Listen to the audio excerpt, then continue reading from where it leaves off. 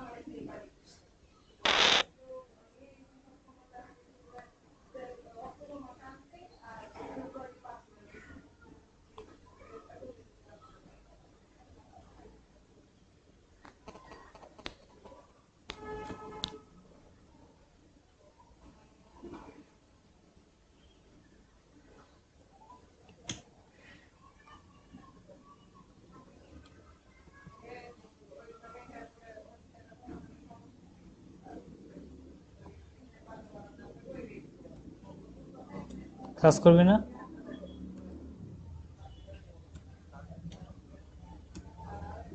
ও আচ্ছা আচ্ছা, ঠিক আছে। আচ্ছা আচ্ছা।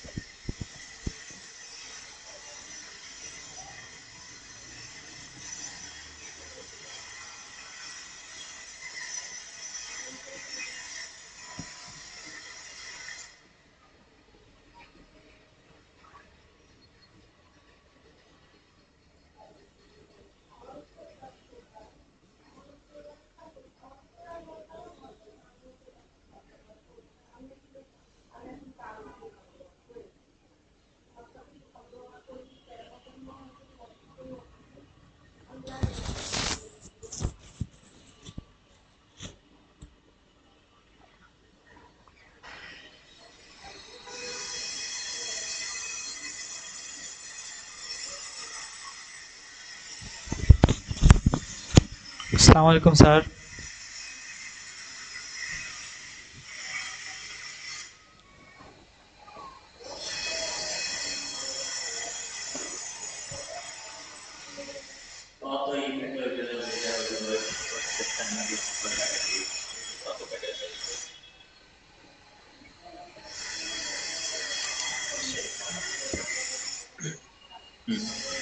ভালো হলে পছন্দ হলে, কিন্তু একেবারে মোটামুটি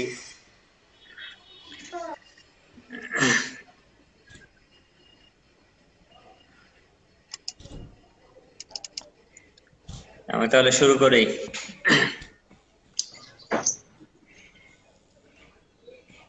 আপনাদেরকে ফিজিওলজি থেকে ব্লাড সার্কুলেশন এগুলো পড়াইছে? জি স্যার। জি স্যার, পড়িয়েছেন। কি কি পড়াইছে ওখানে আপনাদেরকে?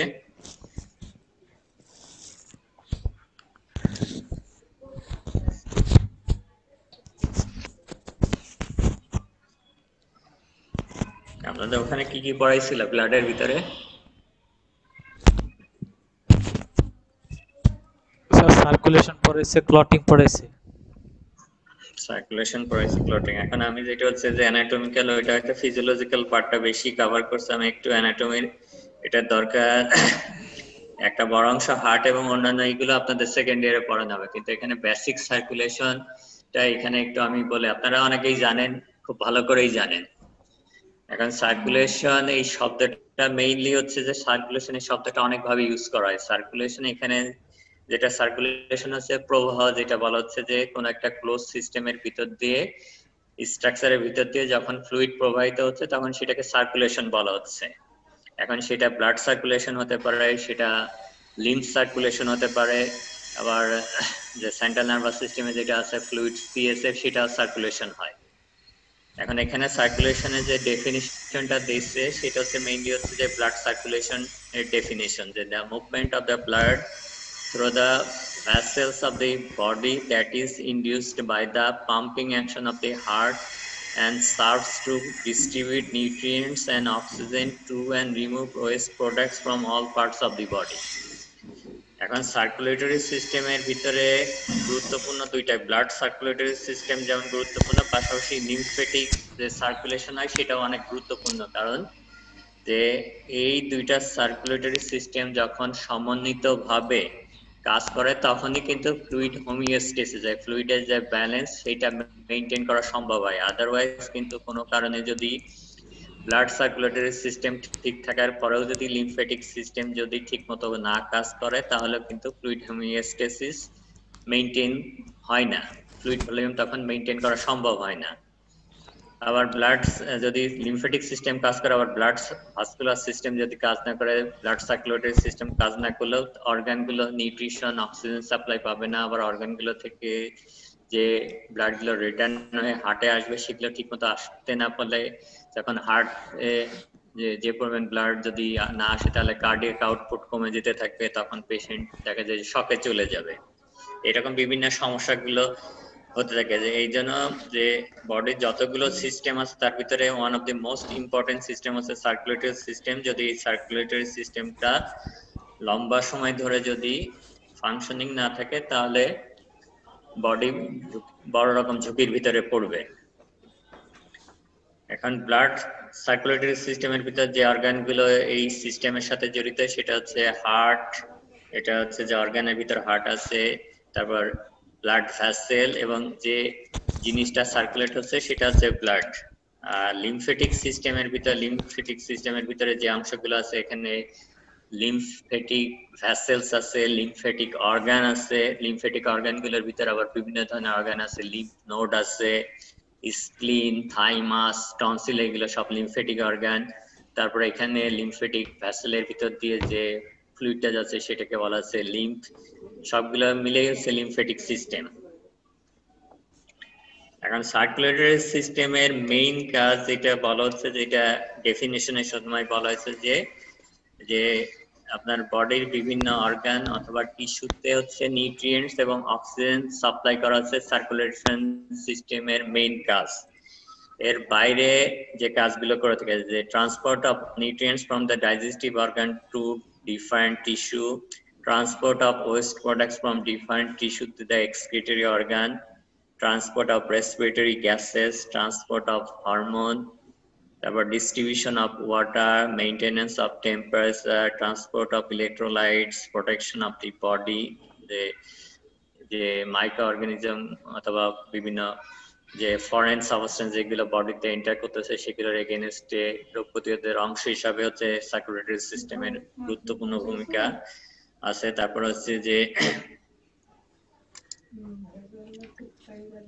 সার্কুলেটরি সিস্টেমের হচ্ছে যে besides the circulatory fluids help in clinical diagnosis of variety of disease। এখন বিভিন্ন রোগ হলে, বিশেষত আমাদের যে বিভিন্ন ডিজিজে আমরা সাফার করতেছি সেই ডিজিজগুলোতে আক্রান্ত হলে যখন বিভিন্ন পরীক্ষা নিরীক্ষার দরকার হয়, বিশেষত ল্যাবরেটরি ইনভেস্টিগেশনের দরকার হয়, সেই ল্যাবরেটরি ইনভেস্টিগেশনের ডায়াগনোসিস করার জন্য বিভিন্ন রোগের জন্য সেখানে মেইনলি হচ্ছে যে টেস্টটা করা হয় সেটা হচ্ছে ব্লাড এবং ব্লাড রিলেটেড কম্পোনেন্ট গুলো হচ্ছে মেইনলি টেস্ট করা হয়। এখন আমাকে একজন বলেন যে সেরাম আর প্লাজমার ভিতর পার্থক্য কি, করছেন তো আপনারা?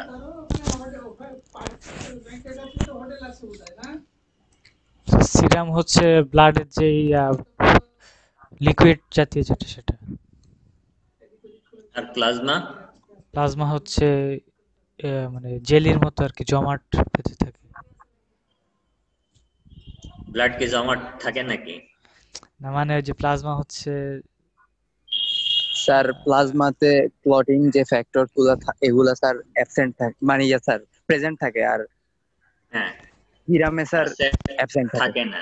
মানে এটা হচ্ছে বেসিক পার্থক্য হচ্ছে যে আপনি যেটা বললেন যে দুইটাই হচ্ছে liquid portion of the blood, যে ব্লাডে তো দুইটা কম্পোনেন্ট থাকে, একটা হচ্ছে ব্লাড সেল আর একটা হচ্ছে প্লাজমা। এখন প্লাজমা থেকে যদি আপনি ক্লটিং ফ্যাক্টর গুলো উইথড্র করে নেন, রিমুভ করে ফেলেন, তখন যে জিনিসটা পাওয়া যায় সেটা হচ্ছে সেরাম।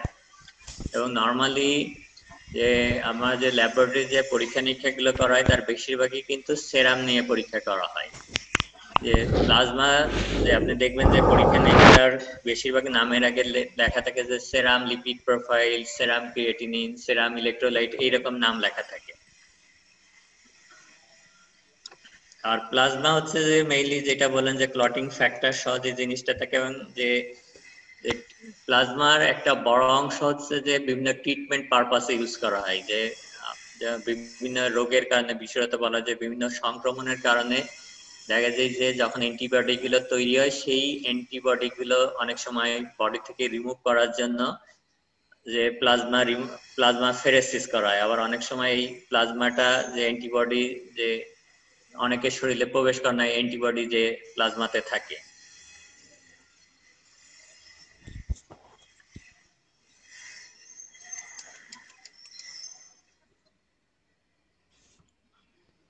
এখন ব্লাড যেটা এগুলো পড়ছেন যে এভারেজ একজন মানুষের 5 থেকে 6 লিটার ব্লাড থাকে, যেটাতে প্লাজমা থাকে 55%, সেল 45%। প্লাজমার ভিতরে প্লাজমা প্রোটিন থাকে, fibrinogen, globulin, albumin.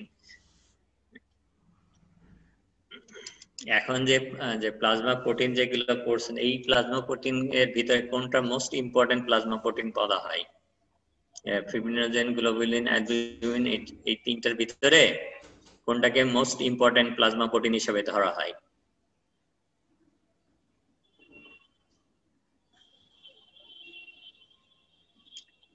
Sir albumin. Albumin. যদি ঠিকমতো তৈরি না হয় অথবা অ্যালবুমিন যদি সঠিক মাত্রায় আপনার রক্তে না থাকে, তাহলে অসমোটিক ব্যালেন্স মেনটেন করা যায় না। তখন দেখবেন যে যাদের অ্যালবুমিনের ঘাটতি থাকে, লিভার ঠিকমতো কাজ না করে, লিভারে বিভিন্ন ডিজিজ হলে প্লাজমা প্রোটিন গুলো তখন তৈরি হতে পারে না ঠিকমতো। তখন দেখা যায় যে অনেকের শরীরে ফ্লুইড জমে যায়, বিশেষত পেটে পানি আসে, দেখবেন যে অনেকের, যেটা অ্যাসাইটিস বলা হয়।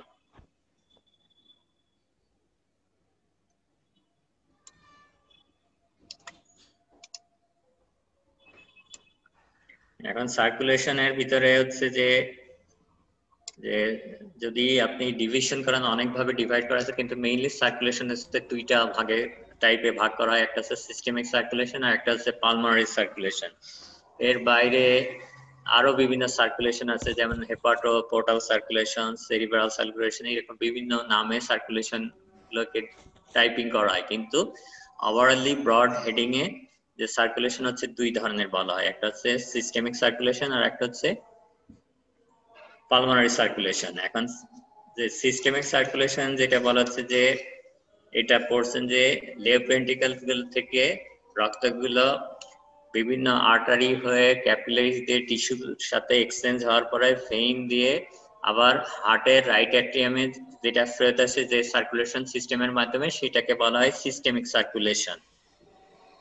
আর রক্তগুলো রাইট ভেন্ট্রিকল থেকে পালমোনারি ট্রাঙ্ক হয়ে পালমোনারি আর্টারির মাধ্যমে তারপর রাইট লাং এবং লেফট লাংয়ে যাচ্ছে, তারপরে সেটা ওখানে গ্যাসিয়াস এক্সচেঞ্জ হওয়ার পরে আবার রক্তগুলো পালমোনারি ভেইন দিয়ে লেফট অ্যাট্রিয়ামে যেটা ফেরত আসতেছে, সেটা হচ্ছে পালমোনারি সার্কুলেশন। আমি কি করলাম, বোঝা গেল? জি স্যার। এখন দুইটা সার্কুলেশনই অনেক গুরুত্বপূর্ণ, কারণ দুইটা সার্কুলেশন যেটা হচ্ছে যে আপনি যদি পালমোনারি সার্কুলেশন যদি ঠিকমতো না হয়, তাহলে গ্যাসিয়াস এক্সচেঞ্জ যদি ঠিকমতো না হয়, তাহলে আপনি হার্ট পর্যাপ্ত পরিমাণ অক্সিজেন যুক্ত রক্ত পাবে না। তখন সিস্টেমিক সার্কুলেশনের মাধ্যমে সেই যদি পর্যাপ্ত পরিমাণ অক্সিজেন যুক্ত রক্ত না পায়, তাহলে সিস্টেমিক সার্কুলেশনের মাধ্যমে সেই শরীরের বিভিন্ন জায়গায় রক্তগুলোকে পাঠাতে পারবে না।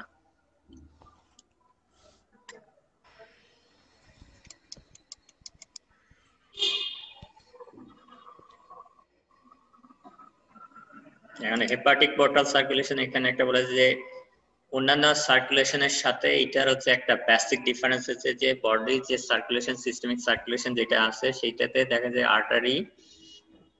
আর্টারি দিয়ে ক্যাপিলারিস এর এক সেট ক্যাপিলারিস এর মাধ্যমে রক্তগুলো তারপরে যে রক্তের উপাদানগুলো টিস্যুতে যাচ্ছে, টিস্যু থেকে তারপর আবার রিটার্ন করতেছে। কিন্তু হেপাটিক পোর্টাল সার্কুলেশন এখানে যে একটু বিশেষত্ব হচ্ছে যে এখানে দুই সেট ক্যাপিলারিস এর মাধ্যমে রক্তগুলো পাস করে, যে আর্টারি থেকে তারপর হচ্ছে দুই সেট ক্যাপিলারিস এর মাধ্যমে পাস করার পরে তারপর হচ্ছে ভেনা কেভাতে আসে। আমি কি বললাম বোঝা গেল? জি স্যার। যে নরমালি হচ্ছে যে আপনি যে গ্যাস্ট্রোইন্টেস্টাইনাল সিস্টেমের যে ব্লাড গুলো, যে নিউট্রিয়েন্টস গুলো, সেগুলো পোর্টাল ভেইন হয়ে লিভারে যাচ্ছে, লিভার থেকে তারপরে হচ্ছে যে হেপাটিক ভেইন দিয়ে তারপরে সেগুলো হচ্ছে ইনফেরিয়র ভেনা ক্যাভাতে আসতেছে। কিন্তু বডির অন্যান্য জায়গায় সিস্টেম গুলো হচ্ছে যে আর্টারি থেকে অ্যাক্সেট ক্যাপিলারি দিয়ে তারপর সরাসরি হচ্ছে আইদার যে মেইন সিস্টেমিক যে ভেইন গুলো আছে সেই ভেইনের মাধ্যমে ফেরত আসবে হার্টে।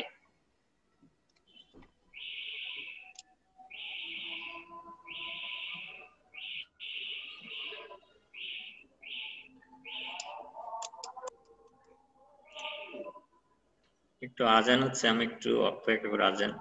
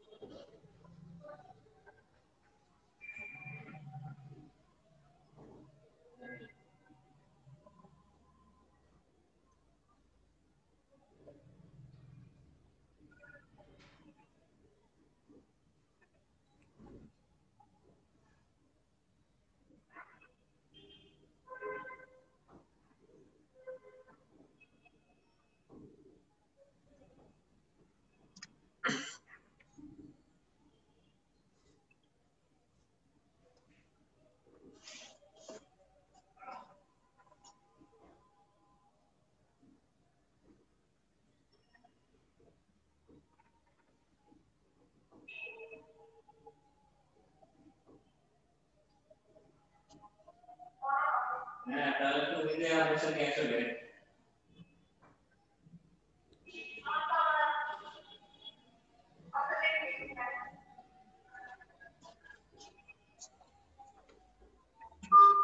আপনারা শুনতে পাচ্ছেন?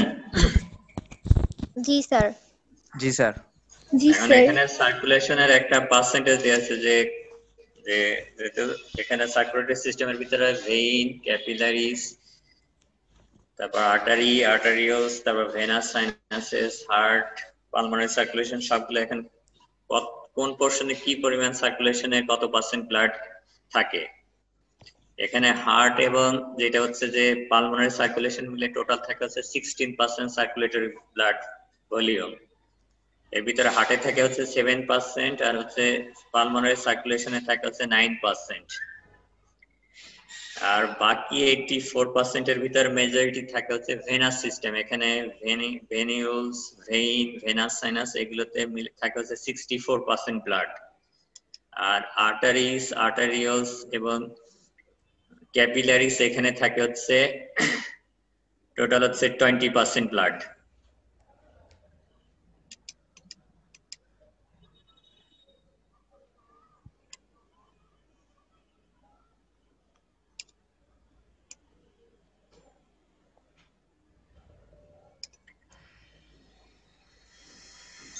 এখন রক্তনালীগুলো তো আপনারা সবাই পড়ছেন, যে কিন্তু যে মোটামুটি সবাই বলছেন কিছু কিছু জিনিস একটু এখানে তথ্যগুলো একটু জানা দরকার, অথবা সবার আগে আরেকটু মনে করানো দরকার। সেটা হচ্ছে যে রক্তগুলো সার্কুলেশন হচ্ছে যে ব্লাড ভেসেল গুলোর মাধ্যমে, সেটা হচ্ছে আর্টারি, তারপর ক্যাপিলারিস এবং ভেইন। এগুলো আবার আর্টারি গুলোর ভিতর আবার বিভিন্ন ডিভিশন আছে, যে আর্টারি গুলো আবার যে যে সাইজের উপর ভিত্তি করে এগুলোকে আর্টারিকে ভাগ করা হয়। আবার আর্টারিয়াল ওয়ালে যে আর্টারিয়াল যে কম্পোজিশন আছে, সেই কম্পোজিশনের উপর ভিত্তি করে আবার আর্টারিকে বিভিন্ন ভাবে ভাগ করা হয়।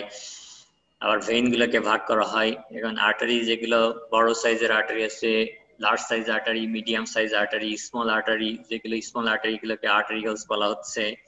আর ভেইনের ভিতরে যেগুলো স্মল সাইজ ভেইন সেগুলোকে ভেনিউলস বলা হচ্ছে। তারপর মিডিয়াম সাইজ ভেইন, তারপর লার্জ ভেইন থাকে। যেমন লার্জ ভেইনের ভিতরে সুপিরিয়র ভেনা ক্যাভা, ইনফেরিয়র ভেনা ক্যাভা, এগুলো হচ্ছে লার্জ ভেইন। আবার যেগুলো হচ্ছে যে যেমন রেডিয়াল ভেইন, আলনার ভেইন, এগুলো হচ্ছে স্মল সাইজের ভেইন। আর্টারির ভিতরে হচ্ছে aorta, ascending aorta, arts of the aorta, descending aorta, এগুলো হচ্ছে লার্জ আর্টারি। আবার হচ্ছে টিবিয়াল আর্টারি, যে রেডিয়াল আর্টারি, এগুলো হচ্ছে মিডিয়াম সাইজ আর্টারি। এবং হাতে এবং পায়ে যেগুলো আছে সেগুলো হচ্ছে এখানে ছোট ছোট আর্টারিওল থাকে। এখন এখানে structure and function of the blood vessel, এখানে সংক্ষিপ্ত ভাবে পুরো ব্লাড ভেসেল সম্পর্কে কিছু আইডিয়া দেয়া আছে। যে blood is carried through the body via blood vessels. Blood pumped by the heart follows flows through a series of vessels known as arteries, arterioles, capillaries, venules and veins before returning to the heart. The arteries transport blood away from the heart and branch into smaller vessels forming arterioles. Arterioles distribute blood to capillary beds, the sites of exchange with the body tissue. এখন আর্টেরিয়ালস এর ওইখানে যে arterial এন্ডে যে বিশেষত যে বলা হয় যে একটা স্ট্রাকচার থাকে, যেটার নাম হচ্ছে প্রি ক্যাপিলারি স্ফিংটার। এটার নাম শুনছেন?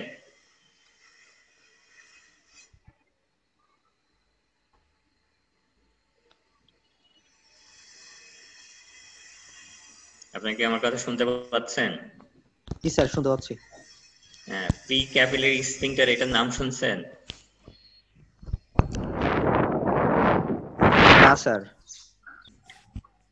প্রি ক্যাপিলারি স্ফিংটার এটা হচ্ছে যে আর্টেরিয়ালস গুলোকে বলা হয় resistance blood vessels.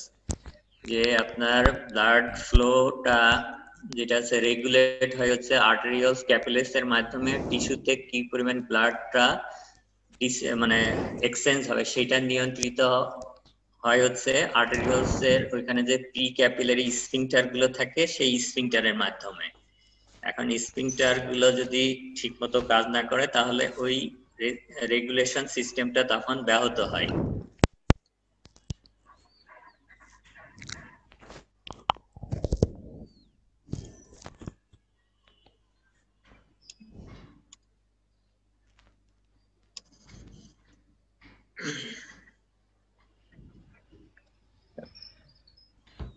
The capillaries lead back to small vessels known as venules that flow into the larger vein and eventually back to the heart.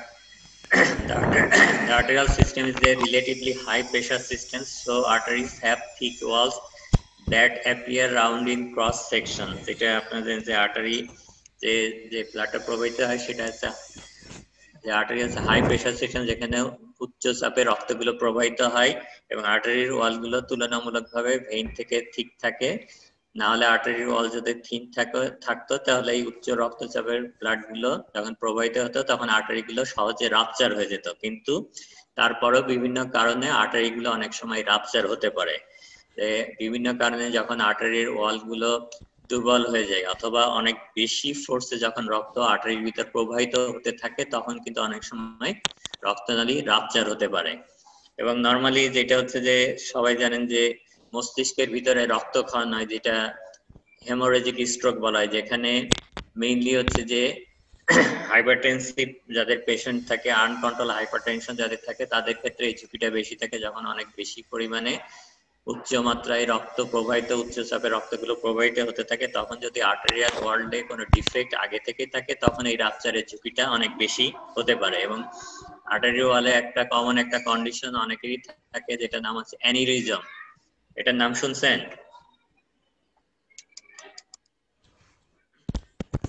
না স্যার। অ্যানিউরিজম হচ্ছে যে আর্টারিয়াল ওয়ালটা যখন ডাইলেটেড হয়ে যায়, প্রসারিত হয়ে যায়, এবং এইটা হচ্ছে যে একটা বলা হয় যে প্রসারিত হয়ে যায়, টর্সোয়াস হয়ে যায়, তখন হচ্ছে যে ওই আর্টারিয়াল ওয়াল ওখান তখন দুর্বল হয়ে যায়, তখন ওখানে অ্যানিউরিজম যেখানে থাকে সেখানে আর্টারিয়াল ওয়ালটা রাপচার হয়ে যায়। এবং ব্রেনের ভিতরে যে রক্তক্ষরণ মেইনলি একটা বড় কারণ হচ্ছে বেরি অ্যানিউরিজম নামে একটা কন্ডিশন আছে, যেটা কারণে ব্রেনের রক্তক্ষরণ কমনলি হয়। স্যার কন্ডিশনটার নাম আরেকবার বললে ভালো হয়। Aneurysm, ANEURYSM।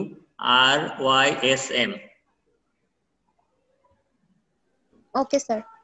অ্যানিউরিজম এটা শরীরের যে কোনো রক্তনালীতে হতে পারে, তবে ব্রেনে কমনলি অ্যানিউরিজম অনেকেরই থাকে। এবং ব্রেনে যে অনেক সময় হঠাৎ করে রক্তক্ষরণ হয়ে মারা যাওয়ার একটা বড় কারণ হচ্ছে বেরি অ্যানিউরিজম যখন রাপচার হয় তখন হচ্ছে যে রক্তক্ষরণ হয়ে মারা যায়। আবার অনেকের অ্যাবডোমিনাল অ্যাওর্টাতেও অ্যানিউরিজম থাকে। এখন অ্যাবডোমিনাল অ্যাওর্টাতে যদি অ্যানিউরিজম থাকে, এইটা যদি বাস্ট হয় তাহলে বাঁচার সম্ভাবনা একেবারেই নেই। তবে অ্যানিউরিজম থাকলে যেটা হচ্ছে অ্যাবডোমিনাল অ্যাওর্টিক অ্যানিউরিজম থাকলে এটা বোঝা যায়, কারণ অ্যাবডোমিনাল পালসেশন পাওয়া যায়। তখন আপনি পেটে হাত দিলে আপনি অ্যানিউরিজম হলে ওইখানে তো স্ফীত হয়ে যায় রক্তনালীতে, তখন ওখানে পালসেশন পাওয়া যায়। আর ভেনাস সিস্টেম হচ্ছে lower pressure system containing veins that have larger lumens and thinner walls, they often appear flattened. এখন আর্টেরিয়াল ওয়াল ঠিক থাকার কারণে আর্টেরিয়াল যে লুমেন থাকে সেটা হচ্ছে তুলনামূলকভাবে ভেইন থেকে লুমেন থেকে ছোট থাকে। এবং আপনি আর্টারিকে যদি সেকশন করেন তাহলে রাউন্ড শেপ, লুমেনটা রাউন্ড শেপ পাওয়া যায়। আর ভেনাস ভেইনটা যদি সেকশন করেন, ভেইনের ভিতরে যদি কোনো ব্লাড না থাকে তাহলে ভেইনটা ফ্ল্যাটেন্ড থাকে অথবা কলাপস অবস্থায় থাকে। এখন আর্টারি, ভেইন, ক্যাপিলারিস এই তিনটা স্ট্রাকচারেই আপনি যদি সেকশন করেন তাহলে তিনটা লেয়ার পাওয়া যায়, যেটা জানেন যে বাইরে থেকে ভিতরে যে তিনটা লেয়ার পাওয়া যায় সেটা হচ্ছে বাইরেরটার নাম হচ্ছে টিউনিকা এক্সটার্না অথবা টিউনিকা অ্যাডভেন্টেশিয়া, তারপরে মাঝের লেয়ারটার নাম হচ্ছে টিউনিকা মিডিয়া, আর সবচেয়ে ভিতরের লেয়ারটার নাম হচ্ছে টিউনিকা ইন্টিমা।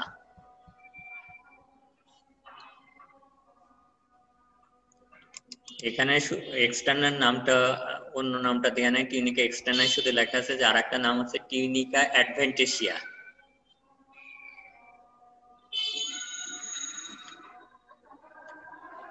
এখন আর্টারি, ভেইন, তারপর ভেনিউলস, আর্টারিওলস আর ক্যাপিলারিসে শুধুমাত্র টিউনিকা ইন্টিমা লেয়ার থাকে। এখানে টিউনিকা মিডিয়া অথবা টিউনিকা এক্সটার্না এইরকম লেয়ার থাকে না।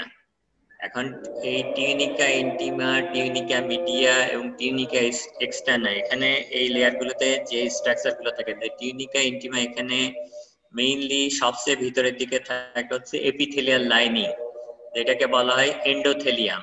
এবং এখানে যে এপিথেলিয়াল টিস্যুটা থাকে সেটা হচ্ছে সিম্পল স্কোমাস এপিথেলিয়াল টিস্যু, যেটা সমস্ত সার্কুলেটরি সিস্টেমের ভিতরের লাইনিং, এবং হার্টের ভিতরের দিকের লাইনিংও থাকে হচ্ছে এই এপিথেলিয়াল টিস্যু দিয়ে।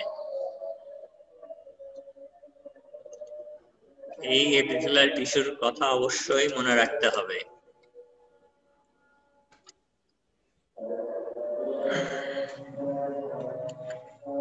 এবং টিউনিকা ইন্টিমাতে কানেকটিভ টিস্যু থাকে, যেটা যে কম পরিমাণে থাকে। এবং এখানে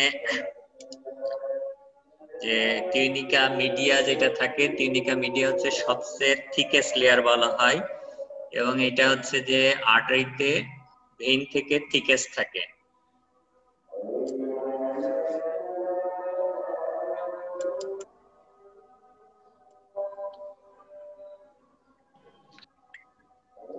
tunica media is a thicker area composed of variable amounts of smooth muscle and connective tissue. It is the thickest layer in all but the largest artery. এটা হচ্ছে যে তিনটা লেয়ারের ভিতরে সবচেয়ে থিক লেয়ার হচ্ছে টিউনিকা মিডিয়া, এবং এখানে মেইনলি থাকে হচ্ছে স্মুথ মাসেল এবং কানেকটিভ টিস্যু থাকে। এবং এখানে যেটা হচ্ছে যে টিউনিকা মিডিয়াতে যে স্মুথ মাসেল গুলো থাকে, সেই স্মুথ মাসেল গুলো যখন কন্ট্রাক্ট করে সেই কন্ডিশন, সেটা ভ্যাসোকনস্ট্রিকশন, ভ্যাসোডাইলেটেশন, এই দুইটা শব্দের নাম তো শুনছেন। জি স্যার।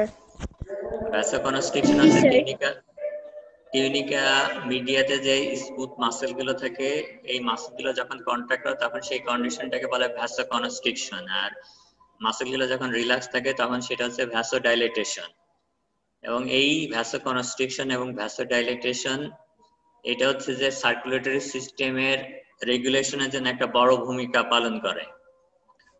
যেমন আপনার যখন কোনো পেশেন্ট শকে চলে যায় তখন হচ্ছে যে বডি থেকে পেরিফেরি থেকে টিস্যুগুলো, রক্তগুলো হার্টে দ্রুত ফেরত পাঠাতে বডি চেষ্টা করে, যে এই ব্লাড ভেসেল গুলোকে কন্ট্রাকশনের মাধ্যমে।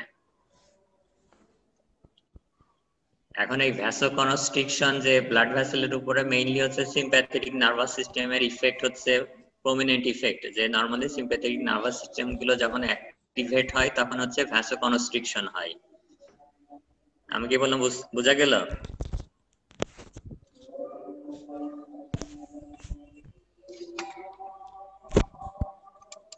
স্যার আরেকবার একটু বলুন। ভ্যাসোকনস্ট্রিকশন, ভ্যাসোডাইলেটেশনের কথা তো যেটা বললাম, এখন নরমালি হচ্ছে ব্লাড ভেসেলের উপরে যে নার্ভাস সিস্টেমের ইফেক্টটা প্রমিনেন্ট ইফেক্ট, সেটা হচ্ছে সিম্প্যাথেটিক নার্ভাস সিস্টেম।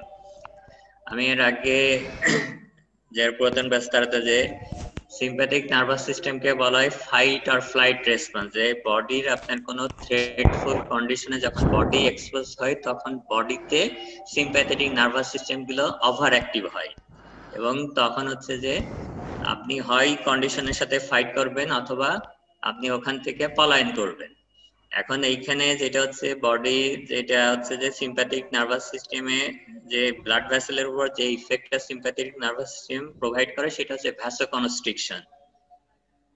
তার মানে আপনার গুরুত্বপূর্ণ সিচুয়েশনে ব্লাড ভেসেল গুলো কনস্ট্রিকশন করে, সিম্প্যাথেটিক নার্ভাস সিস্টেম ইফেক্টিভ হয়, তখন ভ্যাসোকনস্ট্রিকশন হয়। তখন হচ্ছে যে পেরিফেরি থেকে ব্লাড গুলো দ্রুত হার্টের দিকে ফেরত যেতে পারে, যাতে হার্ট সেই রক্তগুলোকে রিডিস্ট্রিবিউট করতে পারে। আমি কি বললাম বোঝা গেল?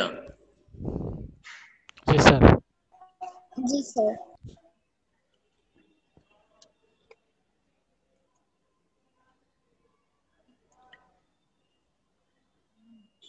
Tunica externa is a primarily layer of connective tissue, although in veins it also contains some smooth muscle.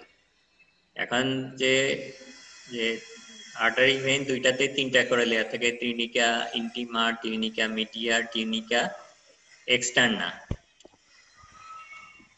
এখন এই তিনটা লেয়ারের ভিতরে কিছু কিছু যে আর্টারি এবং ভেইনের কিছু পার্থক্য থাকে। সেই পার্থক্য গুলোর ভিতরে হচ্ছে যে টিউনিকা মিডিয়া যে একই সাইজের বলা যায়, in comparison two vein tunica মিডিয়াটা তুলনামূলকভাবে আর্টারিতে থিক থাকে, ভেইনে তার চেয়ে থিন থাকে।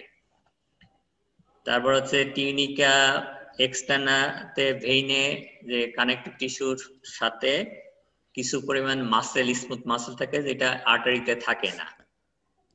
আর আর্টারি ভেইনের ভিতর আরেকটা পার্থক্য হচ্ছে যে টিউনিকা ইন্টিমাতে ইন্টারনাল ইলাস্টিক মেমব্রেন নামে একটা স্ট্রাকচার থাকে, এবং টিউনিকা মিডিয়ার বাইরের দিকে এক্সটার্নাল ইলাস্টিক মেমব্রেন নামে একটা স্ট্রাকচার থাকে, যেটা ভেইনে থাকে না। আমি যেটা দেখেন, আপনারা কি ছবিটা দেখতে পাচ্ছেন? জি স্যার। এটা হচ্ছে আর্টারি সেকশন করা, ক্রস সেকশন করে এখানে এই যে একটা লাইন দেখা যাচ্ছে, এটা হচ্ছে ইন্টারনাল ইলাস্টিক মেমব্রেন, যেটা টিউনিকা ইন্টিমাতে থাকে, আর্টারিতে থাকে, কিন্তু ভেইনে এই ইন্টারনাল ইলাস্টিক মেমব্রেন থাকে না। আর এইটার বাইরের দিকে এইটার নাম হচ্ছে এক্সটার্নাল ইলাস্টিক মেমব্রেন, যেটা টিউনিকা মিডিয়ার বাইরের দিকে থাকে, যেটা আর্টারিতে থাকে, যেটা ভেইনে থাকে না। যেটা হচ্ছে একটা বেসিক ডিফারেন্স, হচ্ছে আর্টারি এবং ভেইনের একটা বেসিক ডিফারেন্স হচ্ছে এইটা।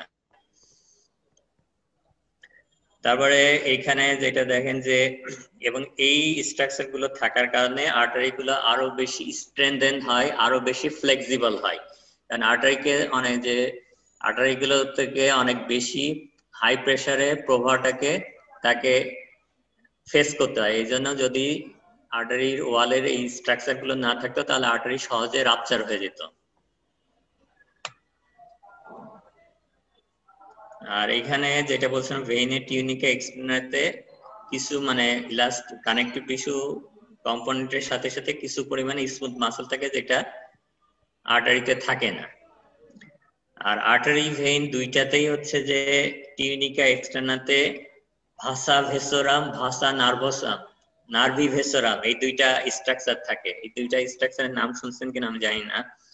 একটা নাম হচ্ছে ভাসা ভেসোরাম, আর একটা নাম হচ্ছে নার্ভি ভেসোরাম। নাম শুনছেন এগুলো? No no sir. স্যার। এটা হচ্ছে ভাসা ভেসোরাম, হচ্ছে ভ্যাসেলের ওয়ালের ভিতরে ভ্যাসেল। এটা হচ্ছে যে রক্তনালীর ভিতরে ছোট রক্তনালী, যেটা হচ্ছে ওয়ালকে সাপ্লাই দিচ্ছে। আর নার্ভি ভেসোরাম হচ্ছে ভ্যাসেল ওয়ালের ভিতরে নার্ভ, সেটাকে বলা হয় নার্ভি ভেসোরাম।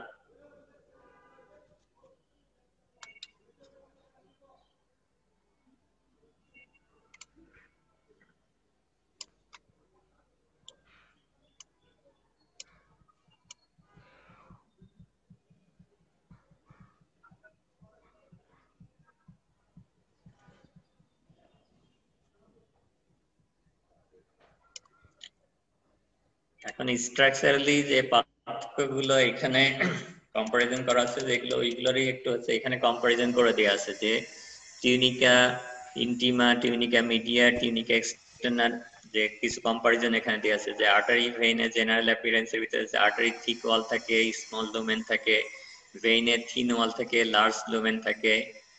আর্টারিটা জেনারেলি অ্যাপিয়ার রাউন্ডেড আর ভেইনটা জেনারেলি অ্যাপিয়ার ফ্ল্যাটেন্ড। টিউনিকা ইন্টিমার কথা যেটা বলা হচ্ছে যে দুইটাতেই ভিতরে লাইনিংটা এন্ডোথেলিয়াল লাইনিং থাকে, এবং এন্ডোথেলিয়াল যে টিস্যুটা থাকে সেটা হচ্ছে সিম্পল স্কোমাস এপিথেলিয়াল টিস্যু। কিন্তু আর্টারি যে সেকশন করার সময় ওখানে খেয়াল করছেন কিনা, আর্টারির ভিতরের দিকে যে এন্ডোথেলিয়াম সেটা হচ্ছে ওয়েবি থাকে, মানে এটা হচ্ছে যে স্মুথ থাকে না, ওয়েবের মতো থাকে। এবং এই ওয়েবের কারণটা হচ্ছে due to constriction of smooth muscle. Endothelium usually appears wavy due to constriction of smooth muscle, আর ভেইনের endothelium appears smooth।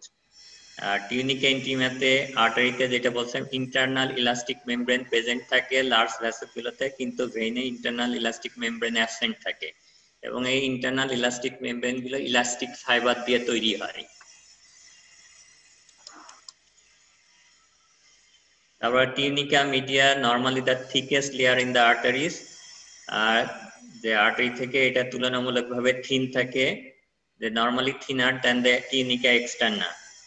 Tunica media আর্টারিতে স্মুথ মাসেল সেল থাকে, ইলাস্টিক ফাইবার থাকে, আর যেটা ভেইনে স্মুথ মাসেল থাকে এখানে কোলাজেন ফাইবারটা বেশি থাকে, স্মুথ যে ইলাস্টিক ফাইবারটা আর্টারিতে বেশি থাকে।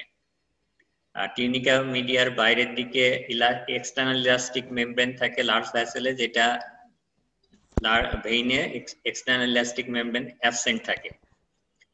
টিউনিকা এক্সটার্নার ক্ষেত্রে যে আর্টারিতে টিউনিকা এক্সটার্নার টিউনিকা মিডিয়া থেকে তুলনামূলকভাবে থিন থাকে, আর ভেইনে টিউনিকা এক্সটার্নারটা টিউনিকা মিডিয়া থেকে ঠিক থাকে। টিউনিকা এক্সটার্নাতে কোলাজেন এবং ইলাস্টিক ফাইবার থাকে, টিউনিকা এক্সটার্নাতে ভেইনে কোলাজেন ফাইবারটা বেশি থাকে। নার্ভি ভেসোরাম এবং ভাসা ভেসোরাম দুইটাতেই থাকে, আর এডিশনাল যেটা ভেইনে থাকে সেটা হচ্ছে স্মুথ মাসেল ফাইবার থাকে কিছু পরিমাণে। এখন আর্টারি কথা যেটা বলছিলাম, যে আর্টারিকে আবার বিভিন্ন ভাগে ভাগ করা হয়। এখন এই আর্টারি গুলোর এইগুলোকে যেমন এখানে কতগুলো ভাগ করা আছে, যে একটা হচ্ছে ইলাস্টিক আর্টারি। ইলাস্টিক আর্টারি হচ্ছে যে আর্টারি গুলো হার্ট থেকে বের হওয়ার পরে, যে হার্ট থেকে যে রক্তগুলো নিয়ে বিভিন্ন জায়গায় ডিস্ট্রিবিউট করতেছে, সেটা হচ্ছে ইলাস্টিক আর্টারি। এবং এই আর্টারির ওয়ালগুলো তুলনামূলকভাবে অন্যান্য আর্টারি থেকে অনেক বেশি থিক থাকে।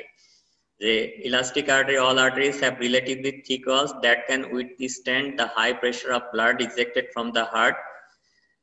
However, those close to the heart have the thickest wall containing a high percentage of elastic fiber in all three of their tunics. এবং এখানে যেহেতু এই আর্টারিগুলোকে অনেক বেশি প্রেসারের রক্তগুলোকে হোল্ড করতে হয়, পরিবহন করতে হয়, এই জন্য এখানে ইলাস্টিক ফাইবারের পরিমাণ বেশি থাকে, যাতে এটা ফ্লেক্সিবল হয় এবং এটা হচ্ছে অনেক বেশি প্রেসার ধরে রাখতে পারে। এবং এই যে ডায়ামিটারের উপর ভিত্তি করে ভ্যাসেল গুলো হচ্ছে লার্জার দেন 10 মিলিমিটার। 10 মিলিমিটারের নিচে যেগুলো হয় সেগুলোকে মাসকুলার আর্টারি বলা হয়। Their abundant elastic fiber allow them to expand, and as the blood pumped from the ventricles pass through them and then to recoil after the surge has passed. বেশি পরিমাণ রক্ত যাওয়ার পর এটা এক্সপ্যান্ড করে, আবার রক্তের পরিমাণ কমে গেলে সেটা আবার কিছুটা আগের অবস্থায় ফেরত চলে আসতে পারে। এবং ইলাস্টিক আর্টারি আরেকটা নাম হচ্ছে কন্ডাক্টিং আর্টারি বলা হয়। Because the larger diameter of the lumen enables it to accept a large volume of blood from the heart and conduct it to the smaller branches. এখন এক্সাম্পল যেটা হচ্ছে elastic artery example, তাহলে ascending aorta, arch of the aorta, descending aorta, এগুলো হচ্ছে elastic আর্টারির example. আর muscular artery হচ্ছে যে আর্টারিগুলো heart থেকে তুলনামূলকভাবে একটু দূরে থাকে, যেখানে যে মাসেলের পরিমাণ বেশি থাকে, এই জন্য নামগুলো হচ্ছে মাসকুলার আর্টারি। যে হয় the surge of blood has dampened the percentage of elastic fiber in an artery's tunica intima decreases, and the amount of smooth muscle in the tunica media increases. The artery at this point is described as muscular artery, এবং এই আর্টারিগুলোর diameter থাকে 0.1 millimetre থেকে 10 millimetre পর্যন্ত। Their thick tunica media allows the muscular arteries to play a leading role in vasoconstriction. এবং muscular আর্টারিগুলোকে distributing artery বলা হয়। যে muscular আর্টারিগুলো arteries branch to distribute blood to the vast network of arterioles. For this reason, a muscular artery is also known as distributing artery. যেমন এখানে যদি আপনি example দিতে চান, ফিমোরাল আর্টারি, টিবিয়াল আর্টারি, এগুলো হচ্ছে, তারপর রেডিয়াল আর্টারি, ব্রাকিয়াল আর্টারি, এগুলো হচ্ছে ডিস্ট্রিবিউটিং আর্টারি অথবা মাসকুলার আর্টারি।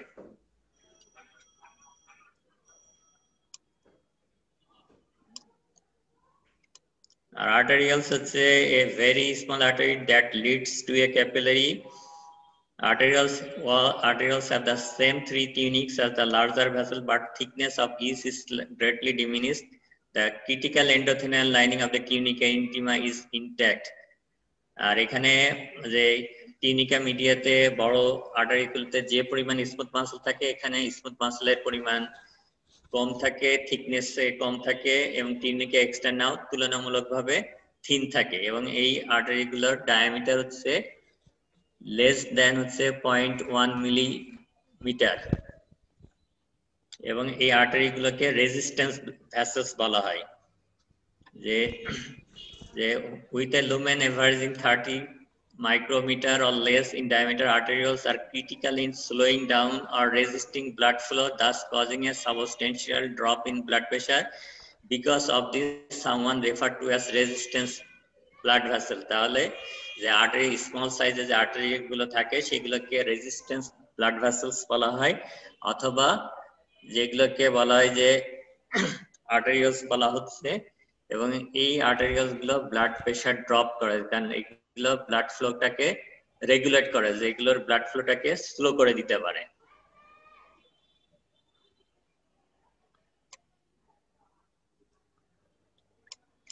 এরপর হচ্ছে ক্যাপিলারি, যেটা হচ্ছে ক্যাপিলারি হচ্ছে microscopic channel that supplies blood to the tissue themselves, a process called perfusion.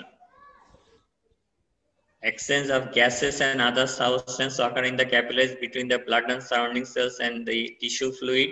এখন ক্যাপিলারি লুমেন অনেক ছোট থাকে, 5 to 10 মাইক্রোমিটার, এখন ক্যাপিলারি গুলো থেকে যে সার্কুলেশন হয় সেটা মাইক্রো সার্কুলেশন বলা হচ্ছে। এন্ড ক্যাপিলারির সাথে আর্টারি ভেইনের বেসিক পার্থক্য হচ্ছে যে ক্যাপিলারি মেইনলি হচ্ছে যে ওয়ালটা mainly consist endothelial layer surrounded by a basement membrane with occasional smooth muscle fibres. এখানে অন্যান্য যে স্ট্রাকচারের মতো কিন্তু এখানে আর্টারি ভেইনের মতো যে tunica intima, tunica media, tunica extra এরকম কোনো ডিস্টিংক্ট লেয়ার এখানে পাওয়া যায় না। এখানে মেইনলি হচ্ছে এন্ডোথেলিয়াল লেয়ার থাকে এবং এন্ডোথেলিয়াল লেয়ারটাকে সাপোর্ট করার জন্য বেসমেন্ট মেমব্রেন নামে একটা স্ট্রাকচার থাকে, কানেক্টিভ টিস্যু স্ট্রাকচার, সেটা থাকে।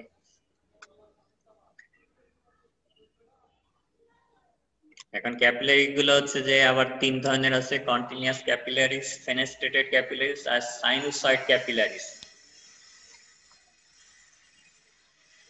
Continuous capillary is the most common type of capillary. The continuous capillary is found almost all vascularized tissue. এখন continuous capillaries এর বৈশিষ্ট্য হচ্ছে যেখানে ছবি দেওয়া আছে যে continuous capillaries are characterized by complete endothelial lining with tight junction between the endothelial cell. এখানে ছবিটা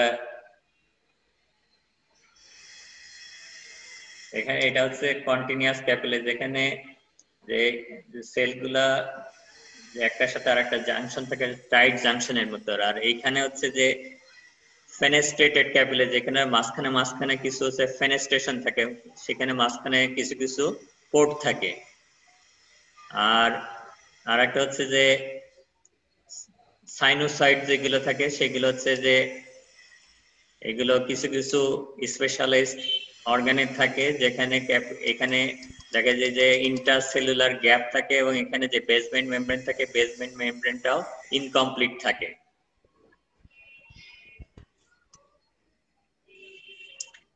Fenestrated capillary is one that has pores in addition to the tight junction in the endothelial lining. This makes the capillary permeable to larger molecules.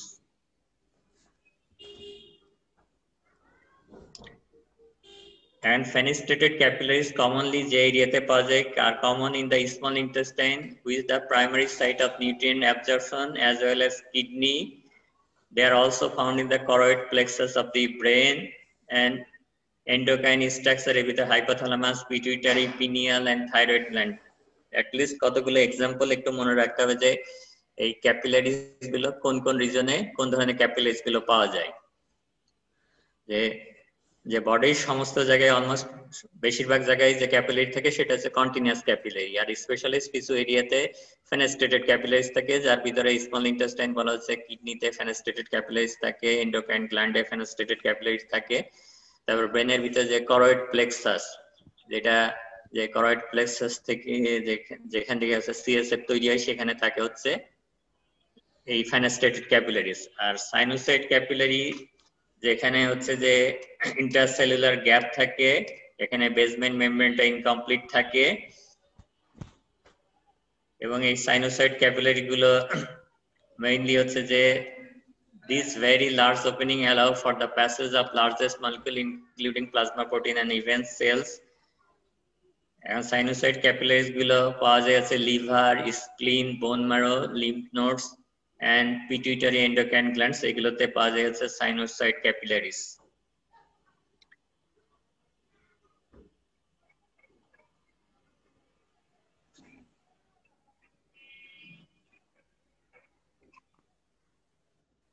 এখন এর আগে একটা বলছিলাম structure কথা বলছিলাম, pre capillary sphincter. এটা একটু মনে রাখতে হবে যে প্রি ক্যাপিলারি স্ফিংটার এটা হচ্ছে আর্টেরিয়াল এন্ডে হচ্ছে ক্যাপিলারি, ওখানে স্ফিংটার থাকে যেগুলোকে বলা হয় প্রি ক্যাপিলারি স্ফিংটার। এগুলো তৈরি হয়েছে স্মুথ মাসেল দিয়ে, circular smooth muscle that surround the capillary at its origin with the meta-arteriole, tightly regulate the flow of blood from a meta-arteriole to the capillaries it supplies.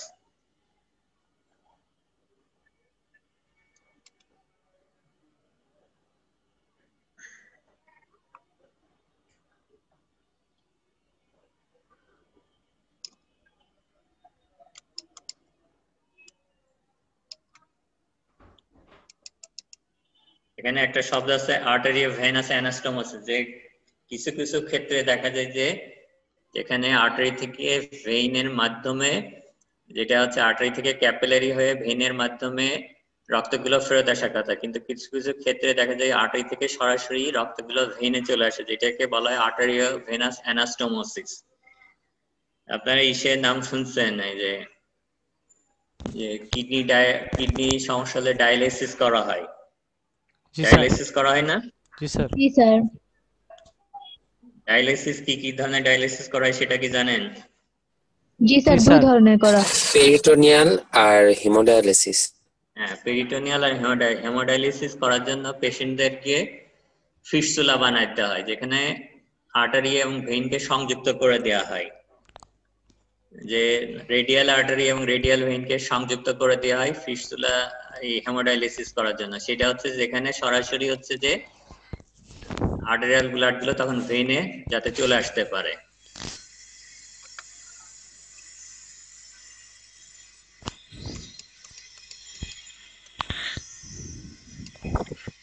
ভেইনের ক্ষেত্রে যেটা বলা হচ্ছে যে small সাইজের ভেইন, যেগুলোকে ভেনিউল বলা হচ্ছে, যেগুলো হচ্ছে 8 to 100 মাইক্রোমিটার ইন ডায়ামিটার। তারপরে এই ভেইন গুলো যুক্ত হওয়ার পরে তারপরে সেগুলো মিডিয়াম সাইজ ভেইন করে, তারপরে আরো যেগুলো বড় ভেইন সেগুলো হচ্ছে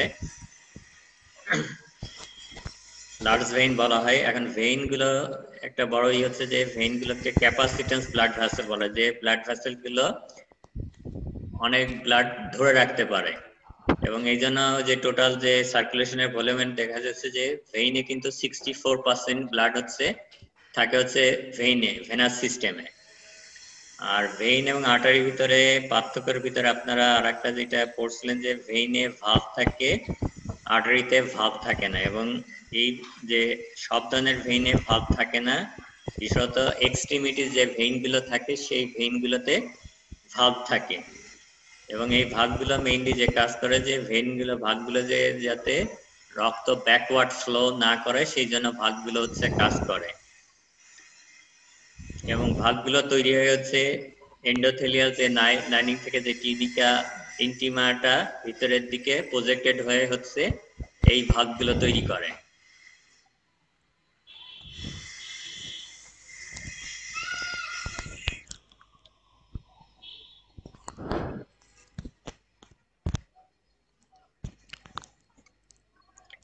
এখন নরমালি যেটা বলছেন যে ডিফারেন্সের ভিতরে আপনি যখন ডিফারেন্স যদি পরীক্ষাতে আসে আর্টারি ভেইনের ভিতরে, তখন স্ট্রাকচারাল ডিফারেন্স গুলো তো আপনাকে লিখতে হবে, পাশাপাশি এখানে যে আরো কিছু ডিফারেন্স আপনার পড়ছেন যে ভেইন অক্সিজেন যুক্ত রক্ত ক্যারি করে, ওয়েল অক্সিজেনেটেড রক্ত, আর্টারি আর ভেইন গুলো হচ্ছে লেস অক্সিজেনেটেড রক্ত ক্যারি করে। এক্সেপশন যেটা বলা হচ্ছে পালমোনারি ভেইন এবং পালমোনারি আর্টারি, যে পালমোনারি ভেইন হচ্ছে ওয়েল অক্সিজেনেটেড রক্ত ক্যারি করে, পালমোনারি ভেইন হচ্ছে লেস অক্সিজেনেটেড রক্ত ক্যারি করে।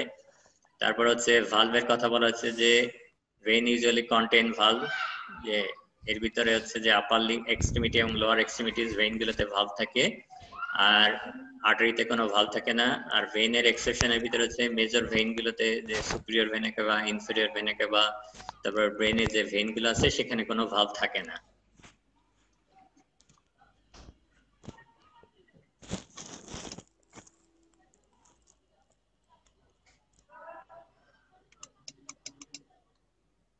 কারো কোনো কোশ্চেন আছে কিনা বলেন?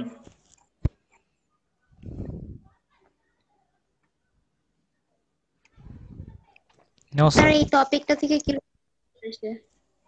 এই টপিকস থেকে যেটা রিটেনে যেটা আসতে পারে যে যে সার্কুলেশনের ডেফিনেশন আসতে পারে, তারপর সিস্টেমিক সার্কুলেশন, পালমোনারি সার্কুলেশন কি জিনিস সেটা আসতে পারে, আর আর্টারি ভেইনের ডিফারেন্স এটা কমনলি আসে।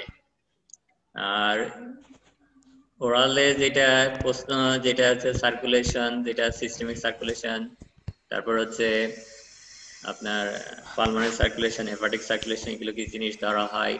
তারপরে আর্টারি ভেইনের পার্থক্য ধরা হয়, আর্টারি কি কি ধরনের আর্টারি বডিতে আছে, আর্টারি ক্লাসিফিকেশন গুলো ধরা হয়, আর্টারি ভেইনে কি কি লেয়ার থাকে এবং এই লেয়ার গুলোতে স্পেশালাইজড কি স্ট্রাকচার থাকে, এই জিনিসগুলো ধরা হয়। Okay sir. স্যার এটার পিডিএফটা দিয়ে দিন। ঠিক আছে।